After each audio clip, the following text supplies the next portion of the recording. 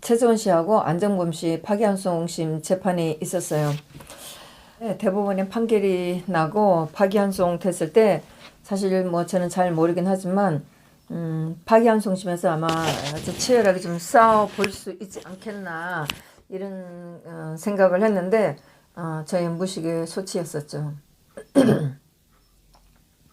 삼성 재판에서도 보면 뭐 진행이 빨라요. 그리고 뭐 증인들 불러갖고 따져보는 그런 상황도 아니었었고, 오늘 최수원 씨, 안정범 씨 재판에서도 뭐 다툴 생각, 판사가 이런 거 가지고 다툴 생각을 전혀 안 하더라고요. 그러면서 지난번 10월 30일 날 재판에서 증인 신청한 네 사람에 대해서 일절 없이 그냥 기각을 해버렸어요. 박상진하고 삼성의 박상진 사장하고 손석희하고 그 다음에 정준길 변호사가 신청한 정유라하고 대통령 증인으로 부르는 거하고 했는데 판사가 일절 없이 잘라버렸어요.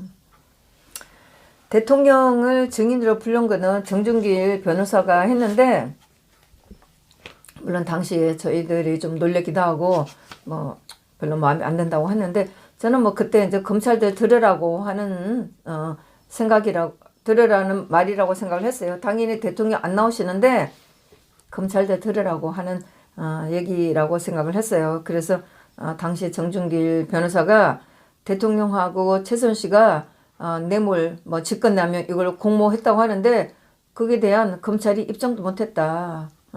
그리고 법원에서는 합리적인 어떤 근거도 제시하지 못하고 막연히 공모관계를 인정을 했다. 그래서 실체적 진실이 이 법정에서 밝혀져야 밝혀져서 역사에 남겨야 한다고 생각하기 때문에 박 대통령을 증인으로 부르겠다. 이렇게 얘기를 했어요. 말이야 좋은 얘기죠. 근데 뭐 대통령이 뭐 이런 지저분한 재판에서 그거를 말하고 싶은 마음도 없을 테고 어차피 이건 프레임인데 하여튼 뭐 그랬는데 박상진이 박은호한테 당한 거 이거 불러서 박상진이 한 번 1심에서도 증인으로 나오고 한마디 안 하고 2심에서는 김문석이가 아예 부를 생각도 안 하고 그랬는데 이 파기환송심에서 불러서 따져보길 바랬는데 아주 일고의 가치도 없이 기각을 해버렸어요. 그리고 이제 판사가 근데 오늘 이제 변호사가 그러면서 이제 안정범 수석에 대해서는 그 수석 보좌관 김건웅을 증인으로 채택하겠다. 이제 이렇게 해서 뭐 그 후에 김건웅을 불러서 증인 신문을 했죠. 그리고 이제 그 이응재 변호사 측에다가 삼성에서 답변이 왔냐고 물었더니 답변이 왔는데 지난번과 다를 것이 없다. 그렇게 왔는데 저희가 그 말 세필 최순 씨가 말 세필 받은 거 대통령이 결론은 지금까지 재판이 되고 나서 말 세필 때문에 대통령이 탄핵된 이런 사건이 돼버렸잖아요. 그랬는데 말 세필에 대해서 이게 정리가 돼서 삼성의 그 회계로 돈이 들어갔다고 어디선가 이렇게 들은 것 같은데 그게 아니었나 봐요. 그랬는데 뭐 그 삼성에서 답변이 왔는데도 시원한 답변을 안 주고 뭐 지난번과 다를 거 없다 이런 식으로 이제 그 최강희 변호사가 얘기를 했는데 한 마리는 그 쌀시도는 제3자에게 매각이 됐고 그 다음에 뭐 그 비타나 이거는 뭐 한국에 들어왔는데 한 마리는 한국에 들어왔고 한 마리는 독일에서 못 들어왔고 뭐 이렇게 얘기가 된 것 같아요. 근데 여기 이제 양재식 그 검찰이 특별검사가 조금 더 설명을 붙였는데 쌀시도는 안드레아스 마상에서 관리를 하고 삼성과 최선 씨는 최선 씨의 소유가 아니라고 얘기를 하고 필요할 때마다 가져와서 말을 사용했다. 뭐 이제 이렇게 주장을 하고 있다고 검찰이 이제 얘기를 했고 그러면서 2016년 10월 말 최선 씨가 귀국할 때까지 귀국할 때에 삼성에서 가져갔다. 계약 취소하고 뭐 이렇게 얘기를 하는데 저는 잘 못 알아듣겠는데 하여튼 말 세 마리가 각각 세 마리가 각각이 이제 처분이 안 된 뭐 그런 상태. 한 마리는 처분이 됐고 한 마리는 한국에 들어왔다고 그러고 한 마리는 독일에 있다고 이렇게 하면서 이게 정확하게 안 됐는데 여기에 대한 계약서를 가지고 검사들이 뭐 믿을 수 없다 뭐 이렇게 얘기를 하는 게 있었는데 저는 잘 알아듣지는 못하겠더라고요. 뭐 우정찬 기자가 들어왔는데 우정찬 기자는 잘 알아듣고 아마 이거를 뭐 방송이나 책에서 이제 제대로 방영을 하겠죠. 예, 그렇게 했고, 그래서 제가 보면서 나중에 삼성 재판에 들어가서 아마 제가 이걸 요구할 거, 말 3마리 처분이 돼서 어떻게 했냐고 제가 한번 물어볼 거예요. 그전에는 이게 처분이 됐고 삼성 돈이 들어가서 삼성 거다 이렇게 했는데 결국 이 3마리가 정리도 안 돼 있고 이 검찰들이 아직도 이렇게 주장하고 있다면 삼성은 여기 대해서 밝혀야죠. 말 3마리 어떻게 했는지 밝혀야죠. 만약에 오늘 재판에서 가장 중요한 점이 말 3마리 처분에 대한 게 이렇게 이런 상태라는 거를 저희가 들었다는 게 아마 가장 중요한 그런 내용인 것 같아서 제가 다음에 삼성 재판에 들어가면 제가 한번 물어볼 거예요. 물론 뭐 저한테 대답은 안 하겠지만 성질나니까 한번 소리나 질러 볼 거예요. 이렇게 이 말에 대한 거 끝나고 나서 뭐 그 최소은 씨의 변호인들은 더 이상 그 뭐 안정범이 그 자기 양형 문제로 김건희를 불렀는데 거기 신문하는 걸 보고 있을 필요가 없기 때문에 다 일어났어요. 그래서 나가버리고 최소은 씨도 나가버리고 뭐 최소은 씨는 들어왔는데 얼굴은 뭐 창백하지는 않고 오늘따라 왜 이렇게 많이 열이 받은 것처럼 굉장히 빨갛게 돼 있다는 걸 제가 좀 느꼈어요. 하여튼 그랬는데 뭐 저희들하고는 뭐 저희 이제 한 3사람 정도 이 재판에 이제 3사람 뭐 염순태 씨하고 저하고 장면아 씨하고 셋이 들어갔는데 다른 분은 다 기자고 뭐 타자 안 치는 사람이 한 2-3명 있었던 것 같고 오 기자 있었고 그랬는데 뭐 하여튼 염순태 씨하고 저하고는 그 최소은 씨한테 힘내라고 뭐 들어올 때도 돌리고 얘기했었고 나갈 때도 힘내라고 그렇게 하고 웃으면서 나갔고 그래서 복도에 나와서 변호인들하고 잠깐 얘기하고 황당하다는 식으로 말에 대해서 이제 얘기를 하고 이렇게 있다가 그분들 가버리고 보니까 안정범 비서관이 이제 보좌관을 불러가고 신문하는 거예요. 그래서 다시 이제 안에 들어가고 재판을 봤는데 김건희가 나와서 안정범 수석을 위해 주려고 엄청 노력하더라고요. 이제 변호사가 먼저 신문을 했어요. 변호사가 형을 좀 깎아주기 위해서 도움되는 사람 불러였어야 되는 거죠. 그래서 변호사가 신문하고 뭐 검사는 별로 신문하진 않았었어요. 그랬는데 이제 이 변호사가 피고인을 우직하고 바보 같은 사람이라고 생각했었죠. 전부 다 아니 오늘 그 변호인이 이 사람한테 묻는 게 생각했었죠. 이런 걸 묻는 거예요. 재판에서 사실은 물어야지 생각했냐 어쩌면 이건 전부 다 소용없는 거예요. 그러니까 감성적으로 이런 걸 이제 많이 물었고 뭐 열심히 일을 했고 경제 수석으로 뭐 사심 없이 국가 발전을 위해 열심히 일을 했다. 대통령을 향한 충성심이 있었고 경제 발전을 위해 존경할 만한 분이다. 이런 얘기도 했었고 그리고 대통령 지시를 충분히 이루려고 했다. 그리고 대통령 일을 자기 일처럼 챙기려고 했고 뭐 대통령한테 질책받은 거 빨리 안 했다고 질책받은 거 이것도 독촉받은 거 기업인에게 알려주는데 기업을 압박하고 강압하지 않았다는 것도 알고 있느냐 뭐 이렇게 얘기를 하고 또 안정범 수석이 일을 할 때 독단적으로 일은 하지 않았었죠. 뭐 이런 것도 묻고 그러면서 비서관으로서 바라볼 때 굉장히 안 수석이 원활하게 일을 이루어지려고 소임껏 일을 하고 있었다. 이런 아첨발련 소리를 엄청 해 나가고 있다가 뭐 그러니까 뭐 검사들이 뭐 오늘 뭐 거기서 따로 뭐 브레이크 걸 것도 없이 얌전하게 듣고 있었어요. 예. 변호사가 그 안정범 수석이 가족들하고 식사를 하고 있는데 대통령한테 전화 와서 밖에 나가서 전화를 받고 있는 사진을 보여준 적이 있었어요. 그러면서 이제 그 대체로 이제 변호사가 2015년도에 뭐 대통령의 일이나 안정범 수석에 대한 일을 이렇게 물어본 적이 있었는데 이 양재식이가 이 김건희한테 얘기를 하는 거예요. 그 사진을 다시 보여주면서 이게 여름인데 여름이라면 2014년, 15년, 16년일 텐데 주로 2015년에 대해서 물어봤다. 그런데 그 손에 들고 있는 수첩이 압수된 것 중에 하나냐 이렇게 얘기하니까 김건희가 결정적으로 모른다는 거예요.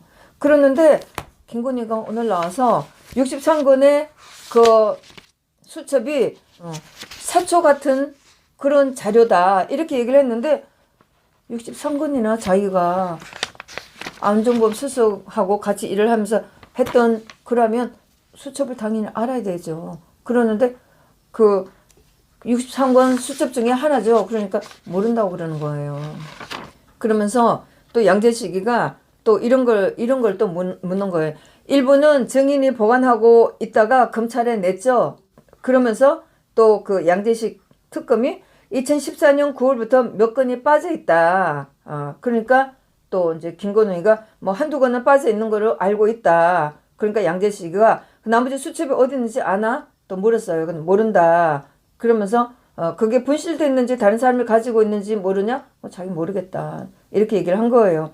그 다음에 강백신이가 이게 이재용 재판에서 나오고 또 그 정경심 재판에서 나오고 쩔쩔매는 이 검사가 일정표를 하나 보여줬어요.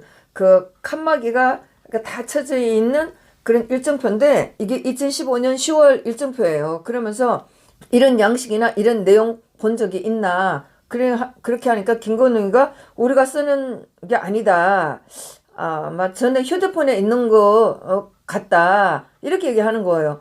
그래서 또 이제 그러면서 다시 한번 휴대폰에 있는 것으로 보인다. 이렇게 하는 거예요. 그 칸막이가 네모 다 칸막이에다가 그 일정이 빡빡하게 있었어요. 그 2015년 10월 달 일정인데 휴대폰에 우리가 일정 다이어리 적는 것처럼 거기에 있는 것처럼 보인다. 이렇게 얘기를 하는 거예요. 그래서 강백신이가 그 내용 파악하지 못한 게 그러면서 이 사람한테 내용을 파악하지 못한 채 불성실하게 처리한 적이 있나 이렇게 얘기를 하니까 증인이 업무가 많아서 그런 거 다 챙기는 과정에서 뭐 빠지거나 한 적은 있을 수는 있지만 대통령이 특별히 지시하는 업무는 대통령이 업무 보고하고 근데 뭐 하면서 이제 김건희가 안종범이가 일이 엄청 많았다는 얘기를 많이 하는데 저는 속으로 들으면서 능력도 없이 일을 왜 하나 하는 막 생각이 들 정도로 엄청 뭐 바빴다는 얘기를 많이 하고 그러는데 근데 오늘 이제 결정적으로 이 그 변호사가 김건희한테 2015년 10월 19일 문화재단 설립에 대해서 서둘러라는 지시를 받고 최승목에 전달했나 이렇게 물으니까 그런 것을 알고 있다. 그래서 미르재단 설립을 지시를 했었나? 그러니까 그랬던 것을 알고 있다.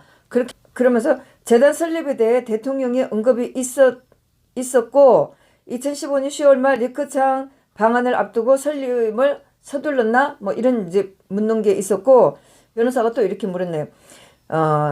안종범 수석이 사익 없이 일련의 목적을 수행하려고 노력을 했나? 그러니까 또 김건희가 그렇다고 본다.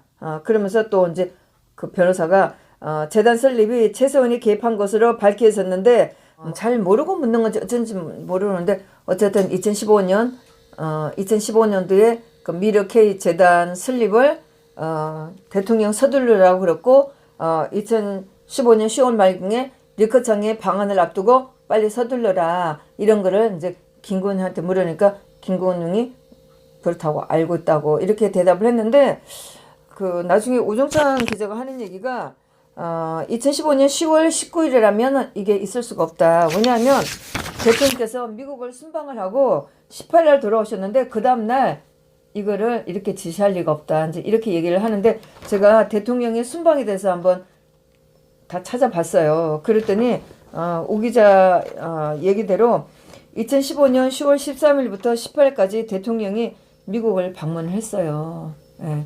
그러니까 뭐 이제 이거는 사실 이 미르 K 재단 스포츠 뭐 리커창 이거는 안종범 수석이 신문 기사를 보고 적은 그런 내용이라고 하는 거거든요.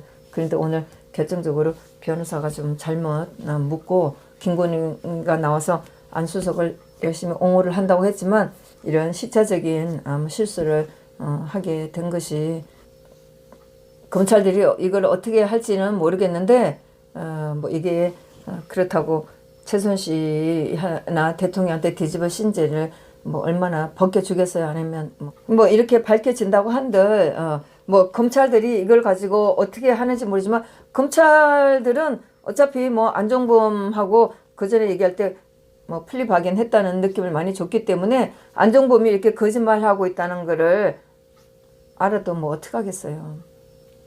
예. 근데 이제 대통령 재판에서 근데 대통령 재판에서는 뭐 국선 변호인들이니까 뭐 이걸 어떻게 할지 모르겠고 하여튼 뭐 오늘 좀 답답한 굉장히 실망스러운 파기환송심 재판을 봤어요.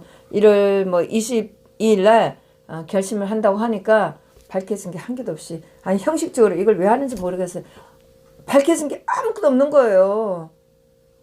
10월 30일 날 재판하고 오늘 하고 나서 밝혀진 게 뭐가 있어요. 정의신문 하는 것도 안 되고 하니까 아무것도 없어요. 그래서 제가 이걸 보고 나서 대통령 재판 똑같겠다 싶더라고요.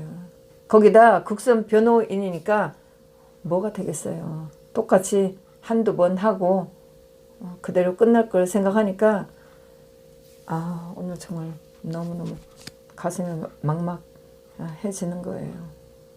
결국은 우리가 정말 이 얘기는 제가 나중에 해야 되겠어요. 하여튼 뭐 최순실 재판은 1월 22일 날 결심하는 걸로 끝냈고 이종 삼성 재판은 1월 17일 날 재판을 하면 이때 이제 증인이 하나 나오기로 했어요. 송경식 그 CJ 회장이 나오기로 했으니까 이날 송경식 회장이 나와서 증언하고 그 다음에 다른 증인들은 이날 결정한다고 했으니까 뭐 그렇게 해서 한 2분 정도 더 하고 1월달 안에 재판이 끝나겠죠. 이제 그렇게 하고 월요일날 유영 판사의 결심에 들어가느라고 그 세월호 보고 시간 가지고 그 김익준 실장님, 김관진 장관, 김장수 장관 재판을 다 보지를 못하고 검사들이 공소 항소한 이유 그거 읽어대는 것만 잠깐 보고 갔었는데 막 그날도 서로 이제 공소 서로 항소한 이유 얘기하고 바로 다음 30일 날 1월 30일 날 결심을 하기로 했었나 봐요. 그래서 김익준 시장님이 징역 1년, 집행유예 2년, 그다음에 김관진,